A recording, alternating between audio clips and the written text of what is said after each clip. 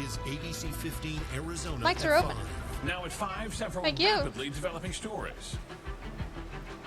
A train ignites, collapsing part of a bridge over Tempe Town Lake. We have team coverage for you. An arrest made this man accused of setting the Arizona Democratic headquarters on fire. All right, stand by for a push on 3. Extreme heat all across Go. the valley, triggering a string of weather action days. And only on ABC 15, What are these one-on-one with the state's superintendent answering your questions about going back to school. All right, holding. First at 5, our big story, that massive fire. Waking up to the news, seeing this video. Huge flames shooting out over Tempe Town Lake. Yep, skipping. The smoke seen for miles. He's Tonight, not at the aftermath revealed as we learn a train had derailed in this same spot just over a month ago. And now the cleanup could take weeks. Holding. Our crew's on scene all day, bringing you nonstop developments. And let's get right to Zach Crenshaw, starting our team coverage tonight. Mike is down. Steve, it didn't end with a bridge collapse, but as you mentioned, a Union Pacific train did derail on this same Tempe bridge nearly a month ago. So he was supposed to stay at the June 26th. Now, the company says multiple rail and bridge I was ties like, were damaged as a result and quickly fixed within 2 days. The question now, what role did that damage, derailment play in today's collapse? That is part of the investigation going on right now. The other has to do with a chemical leak that is still leaking as we speak. It's coming from one of the 3 train cars that fell from the bridge. One of those damaged cars containing cyclohexanol, a flammable liquid that's also a health and environmental hazard. Now, it's mostly used in the production of nylon and paint remover. The Tempe fire chief saying today, fortunately, the 500 gallons of that chemical are not leaking into Tempe Town Lake. Instead, they're going to a dry runoff area.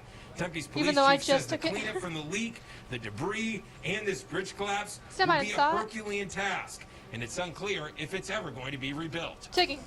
This will be a multi-day, even perhaps a multi-week effort. But it clearly wasn't a bridge that was inactive. It was currently being utilized. So I would think they're going to probably take a very hard look at rebuilding it so it can continue to be used.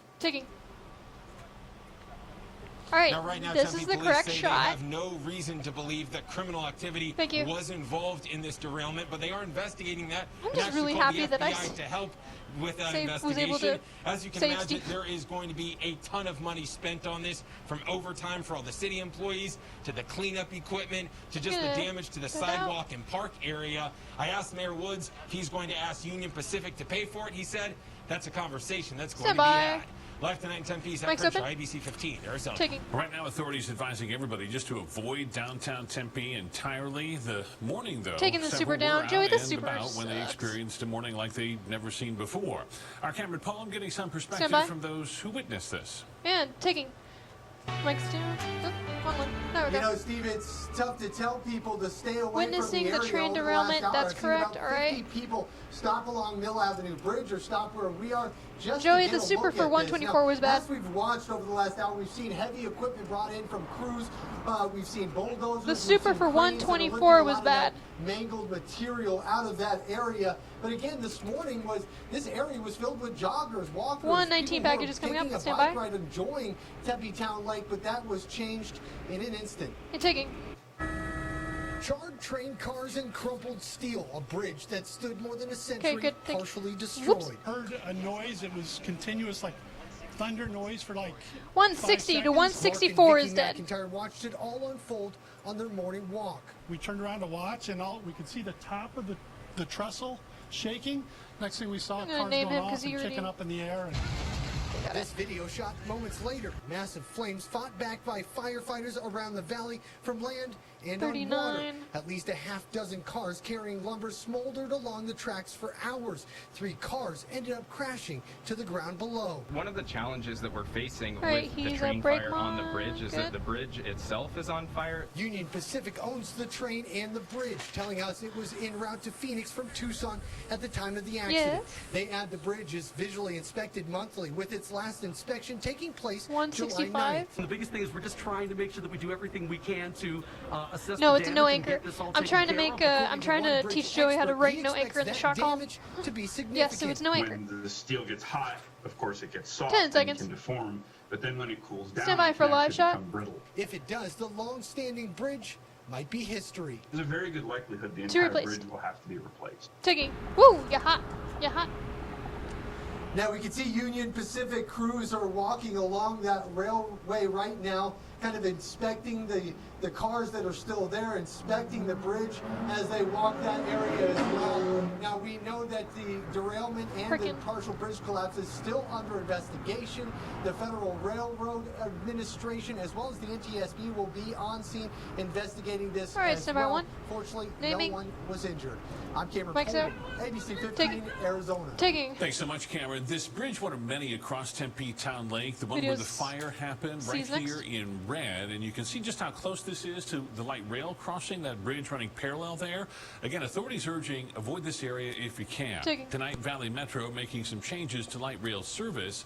The Mill 3rd Street station is closed. You can get on and off at the stations in either direction and then board a bus to continue travel.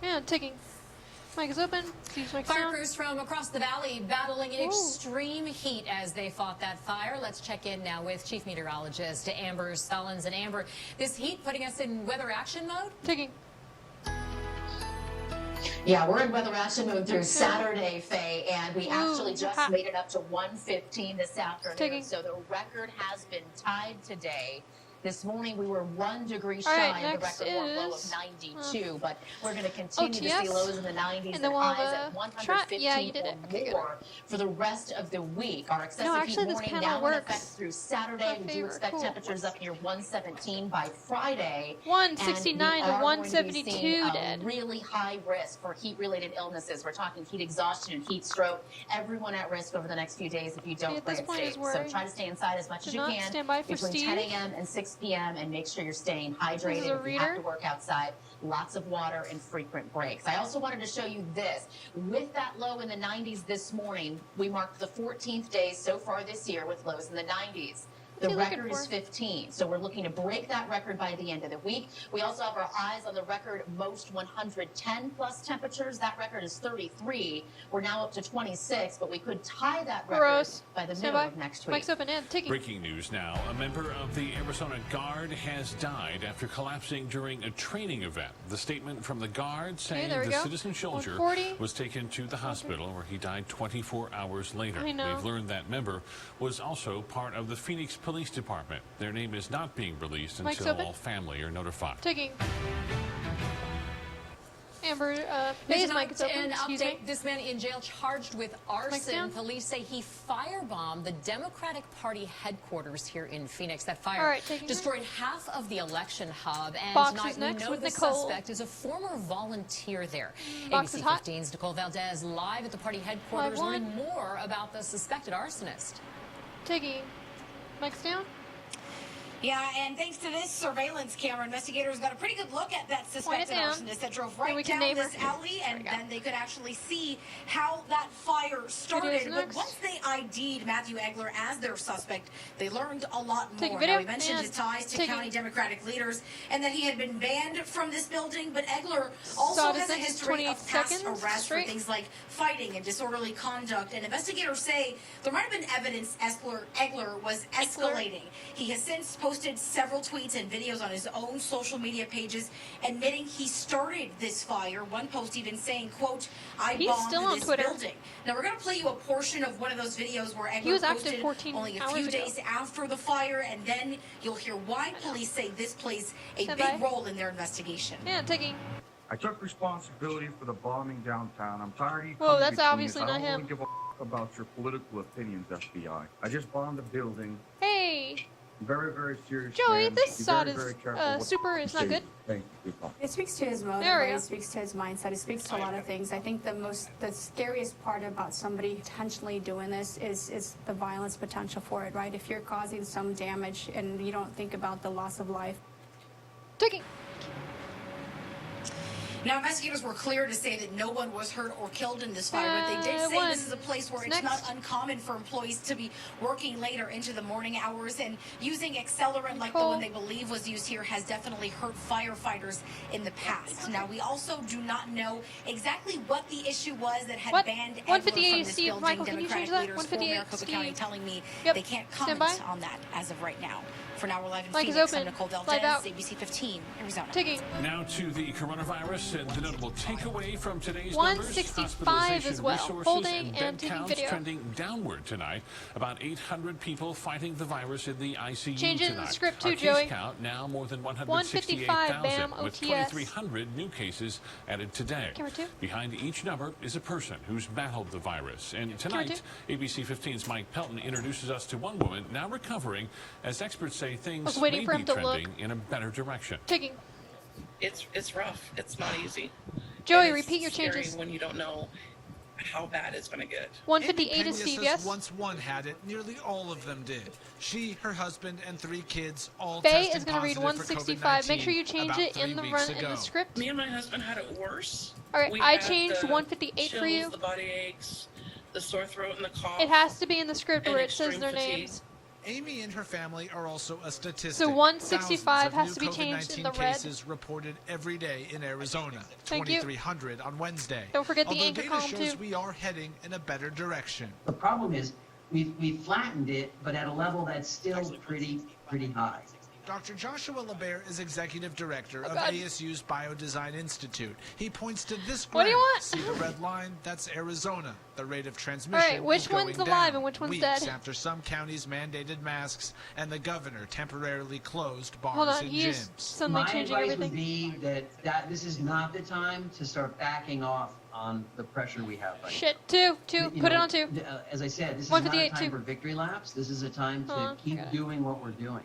Oh, you do. If we start Too late, I letting got up, we could end up back where we were. Are you kidding me? Where Shut we up. were is an explosion Cool, of cases. I've never in my life felt as bad. And with All right, you're even just gonna move that all my really other quick. health issues Stand by. And having kids 10 felt seconds. so bad. And Cool. and we had Okay, stand by.